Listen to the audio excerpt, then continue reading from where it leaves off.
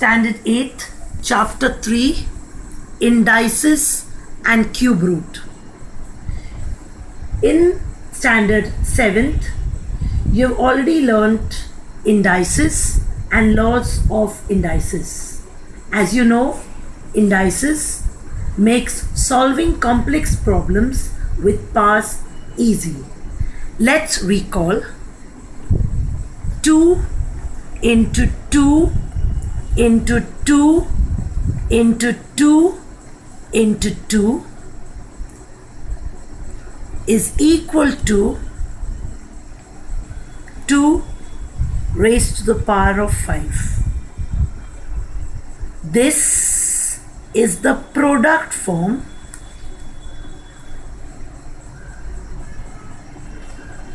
and this is the index form.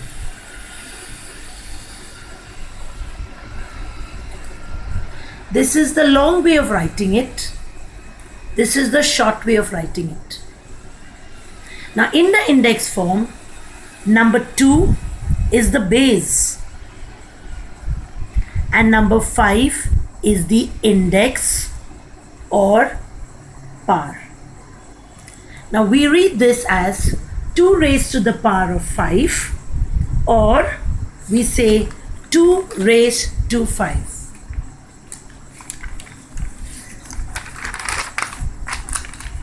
Now coming to the laws of indices, the first law, a raised to the power of m into a raised to the power of n is equal to a raised to the power of m plus n.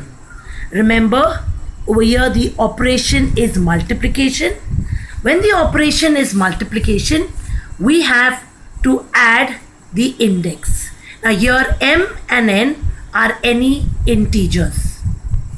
Now let us take one example. 2 raised to the power of 3 into 2 raised to the power of 4 is equal to 2 raised to the power of 3 plus 4, which is equal to 2 raised to the power of 7. Now it's very important that the bases have to be the same. Now what does this mean? This means 2 into 2 into 2 into 2 into 2 into 2 into 2. So we have 1, 2, 3, 4, 5, 6, 7. Now if the bases are different, for example, if you take 2 raised to the power of 3 into say 5 raised to the power of 2, the laws of indices do not work. Now coming to the second law,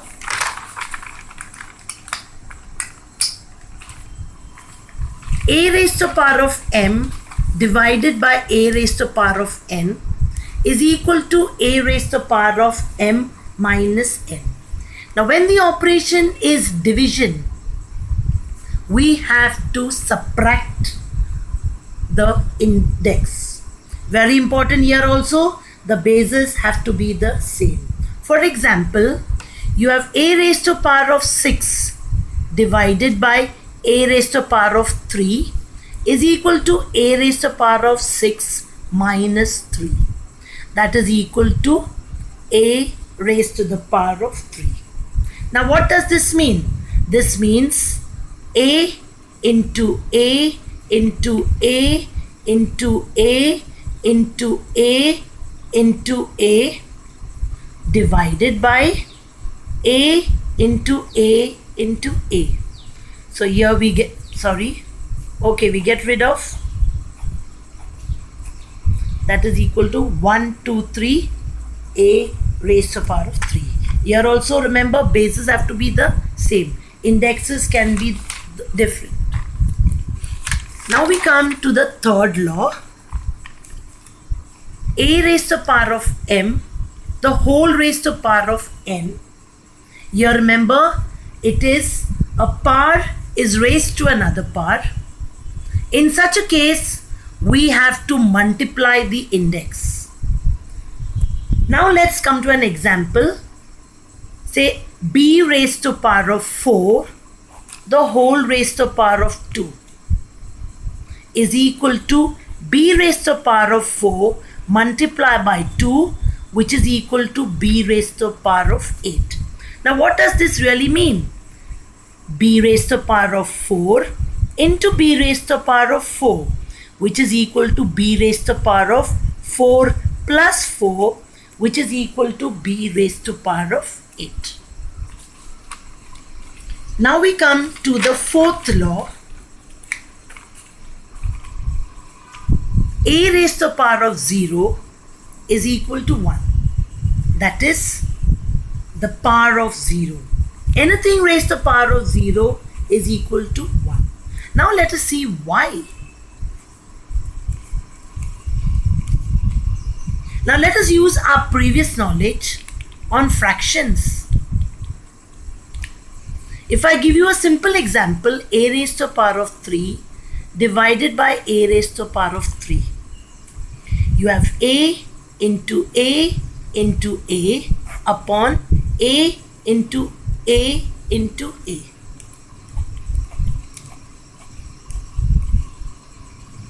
So remember, when you cancel, you have 1, 1, 1, 1. So you get the answer as 1. Now let us use the division method. So you have a raised to power of 3 minus 3, which is equal to a raised to power of 0. Now you'll find we solve the same problem, and in one case we got the answer as 1, and in the other case we got the answer as a raised to power of 0. That means from 1 and 2 you get a raised to power of 0 is equal to 1. Now let's come to the fifth law. Now the fifth law is negative index. A raised to power of minus m is equal to 1 upon a raised to power of n. That is, if you want to get rid of the negative sign, we have to drop the denominator. We have to drop the base to the denominator. Automatically the negative sign disappears. Now let us try to solve it. A simple example is a raised to power of 3 divided by x raised to power of 5. So you will get, using the division method, x raised to power of 3 minus 5. Now remember the smaller number, the bigger number. So you'll remember, when you subtract a bigger number from a smaller number, according to the rules, the answer is negative. So you get x raised to power of minus 2. Now if I want to make this positive, I just have to drop it to the denominator. I get x raised to power of 2. Now as a fraction, if I take the same example, x into x into x and divided by x into x into x into x into x. So you cancel the x's. You get over here 1 upon x raised to power of 2. What is the meaning of this? X raised to power of minus 2. So whenever you remember, when you have a negative index, you want to make it positive, you just drop the base to the denominator. Now we come to the sixth law, where you see a into b the whole raised to power of m. That means here the bases are different and the index is common. In such a case, we distribute the index. So here a raised to power of m into b raised to power of m. Now let us take one example. 5 into 7, the whole raised to power of 2 will be 5 raised to power of 2 into 7 raised to the power of 2. Now coming to the seventh law, here again we have the division operation. The bases are different. We have a common index. In such a case also we have to distribute the index. So a upon b the whole raised to power of m is equal to a raised to the power of m upon b raised to the power of m. For example, suppose we have 3 upon 4, the whole raised to the power of 2 is equal to 3 raised to the power of 2 upon 4 raised to the power of 2. Now we come to the last law of indices, the 8th law. Over here, the index is negative and we have a division over here. In such a case, what we do is we take the reciprocal. Reciprocal means we make it upside down. A upon b raised to the power of minus 4 is equal to b upon a raised to the power of 4. Now let us take one example. 2 upon 7 raised to the power of minus 3 is equal to 7 upon 2 the whole raised to the power of 3.